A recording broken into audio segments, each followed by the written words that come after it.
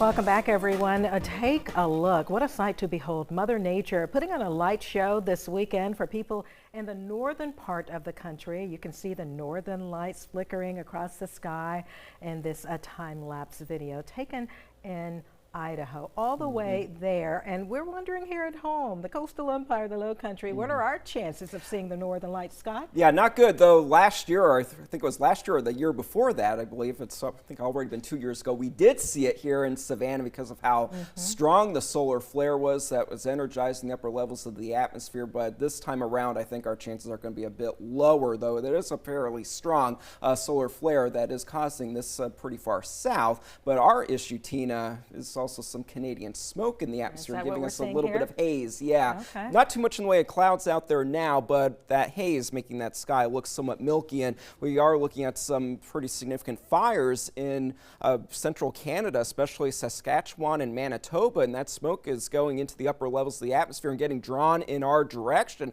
The high pressure that moved in over the weekend is what brought that in, making for some very dramatic sunrises and sunsets with a very pink looking sky and the fireball looking sun. But we can see because of high pressure that smoke is actually going to be drawn back in off of the Atlantic Ocean over the next day or so, leading to those kind of murky looking skies out there. So definitely look out for that. It shouldn't cause any major issues for us at the surface, though we'll have to monitor it over the next several days. Temperature wise, we are in the middle and upper 80s, not too bad.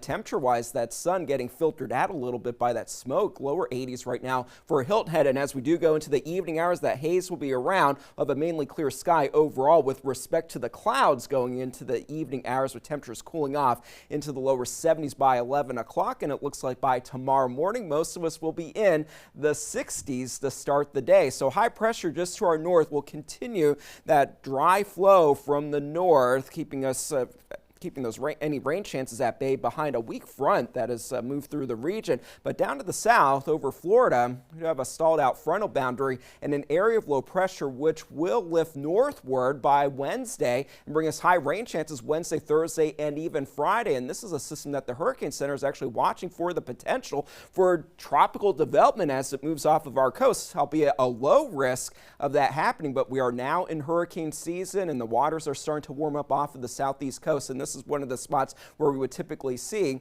early season development with stalled out frontal boundaries. So we'll keep an eye on that. But regardless of this developing, it looks like we are going to be dealing with some rainy and windy conditions for us, especially into Wednesday and Thursday. For tomorrow, it is going to be a breezy day, a tight pressure gradient with that high pressure just to our north. We'll have an increase in cloud cover in the later afternoon hours. There's an off chance that a couple of stray showers develop with those clouds coming in off the Atlantic, but it looks like those rain chances will increase significantly going into Wednesday morning into the afternoon. Some pockets of heavy rain are possible, and that will continue on and off throughout the afternoon and into the evening hours, even overnight into Thursday. It looks like we can have some heavy patches of rain setting up across the region, and more moisture will be making its way into the region heading into Thursday. So for tonight, 60s for those low temperatures for most of us, 70s right along the coast, 73 of the forecast low temperature for Hilton Head. And then for tomorrow, we will warm into the mid to upper 80s to lower 90s for most of us. Hilton Head staying in the lower 80s for your forecast high temperature, 89 for Savannah, 90 for Baxley